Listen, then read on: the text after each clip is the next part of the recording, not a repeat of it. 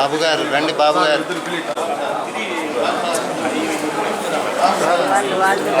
మేము అప్పటి నుండి చెప్తా అంటే నువ్వు సార్ మీరు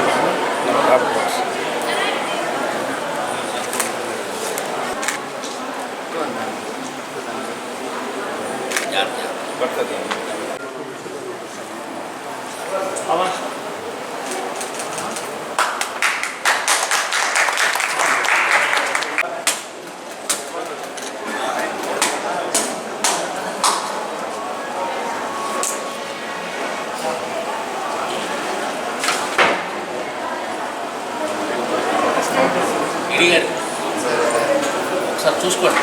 4-5 కాయలు ఉన్నాయి.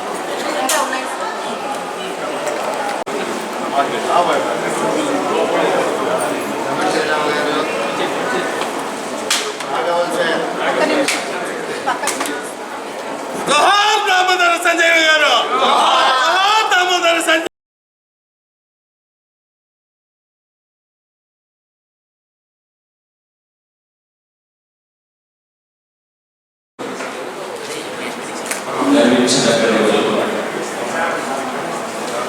సామాజిక న్యాయానికి నిలువెత్తు నిదర్శనం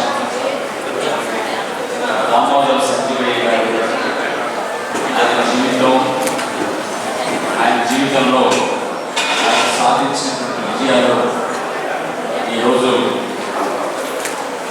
ఆంధ్రప్రదేశ్ రాష్ట్రంలో ఉన్న వాళ్ళందరూ కూడా ఆశ్చర్యాన్ని కలిగించేటువంటి విషయం. జీవితం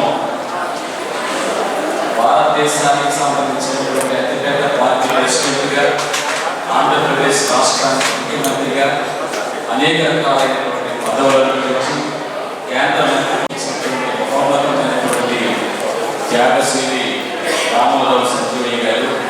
నిజంగా కూడా డాక్టర్ బిఆర్ అంబేద్కర్ గారికి ఆయన పేరు నిలబెట్టినటువంటి వ్యక్తిగా కూడా మనం దామోదర సంజయ్ గారిని తెలుసుకోవచ్చు.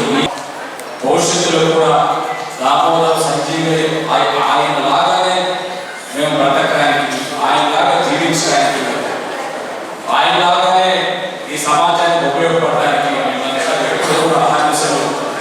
ప్రజల కోసం పాటుపడతామని శ్రమిస్తామని ఆయన నిరాడంబర జీవితమే మాకు మార్గదర్శనని ఈ సందర్భంగా తెలియజేసుకుంటూ ఎంత గొప్ప ఉన్నత స్థాయికి చేరుకున్నాడు. 51 సంవత్సరాలకి ఆయన మరణించారంటే ఇంకా రాబోయే రోజుల్లో ఆయన ఎన్ని శిఖరాలకే ఉంచేవారు. ముఖ్యమంత్రి స్థాయి కాకుండా ఇంకా వెళ్ళుండేవారు. ఆయన మీకు చిన్న లైఫ్లో 2 ఎగ్జాంపుల్స్ చెప్తాను. ఆయన చాలా కష్టపడి పైకి వచ్చిన వ్యక్తి. లా చేశారు. స్వాతంత్రం రాకపోవడమే మద్రాసులో ఉన్నటువంటి సభలో ఆయన ప్రావిజనల్ కమిటీ మెంబర్ సభ్యులుగా పనిచేశారు. తర్వాత మన వాళ్ళగా చెప్పినట్టు వివిధ హోదాలు నిర్ణయాలు తీసుకుంటూ వచ్చారు. ఆయన 77లో ముఖ్యమంత్రిగా రిజైన్ చేసిన తర్వాత కూడా వాళ్ళ భార్యను తీసుకొని చక్కగా అజంతా ఫిల్మ్లో సినిమా కూడా వెళ్ళారు. అంటే ఎంత నిరాడంబర జీవితం చూడండి. అధికారం అనే దాన్ని అనుభవించినా కూడా దాని గురించి మళ్ళీ దిగిపోయిన తర్వాత కూడా వాళ్ళ మిసెస్ తీసుకొని చక్కగా ఒక సినిమాకి వెళ్ళి ఫ్యామిలీతో సినిమాకి వెళ్ళి సందర్భం పెట్టారు. అంటే అక్కడ కూడా నిజాయితీ, నిబద్ధత, నిరాడంబరత. ఒక నాయకుడు ముఖ్యమంత్రి స్థాయిలో ఎదిగిన తర్వాత కూడా హ్యాపీగా ఆయన రిజైన్ చేసిన తర్వాత కూడా బయటకు వచ్చేసి ఫ్యామిలీతో వెళ్ళి ఎంజాయ్ చేస్తారంటేనే ఆయన యొక్క నిరాడంబరత, ఆయన యొక్క సచ్చీలత మనందరం అర్థం చేసుకోవాల్సిన అవసరం. నేను ముఖ్యంగా ఒక 3 అంశాల మీదే ఫోకస్ చేస్తున్నాను. సార్ సంజయ్ గారు ఆయన కెరియర్ మొత్తం సామాజిక న్యాయం, సామాజిక న్యాయం, వెనకబడిన వర్గాలు అభ్యున్నతి, ఇలాంటి సమాజం, ఇలాంటి విధమైన అంశాల మీదే ఫోకస్ చేశారు.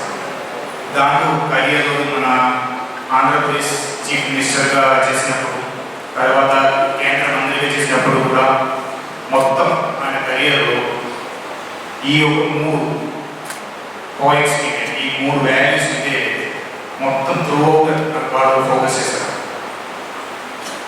దాంట్లో ఫస్ట్ వన్ అంటే నాకు అనిపిస్తుంది ల్యాండ్ సీలింగ్ యాక్ట్.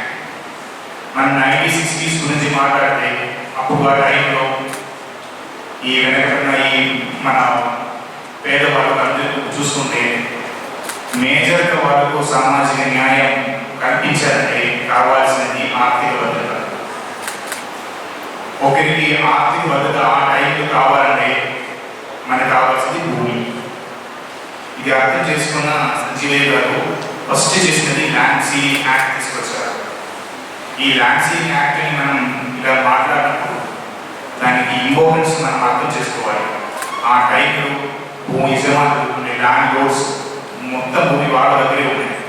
అక్కడ నుంచి చట్ట ప్రకారం వాళ్ళ దగ్గర నుంచి భూమిని తీసుకొని పేదవాళ్ళందరికీ భూ పంపిణీ ద్వారా భూమిని స్వీకృతి చేస్తారు. మన తరపు నుంచి సపోర్ట్ ఇవ్వాలి, ఆర్థిక భద్రత మనం కల్పించాలని అనుకుని అప్పుడు 1960s ఆ టైంలో సంజీవయ్య గారు పెన్షన్ డిస్ట్రిబ్యూషన్ తీసుకొచ్చారు విధవాలకు మరియు వృద్ధులకు.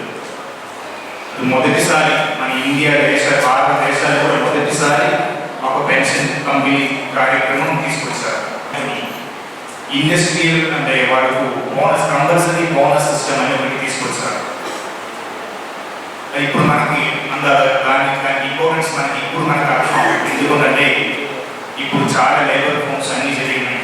బట్ ఆ టైంలో ఒక లేబర్ ఫోన్ తీసుకొచ్చి ఇప్పుడు వరకు మన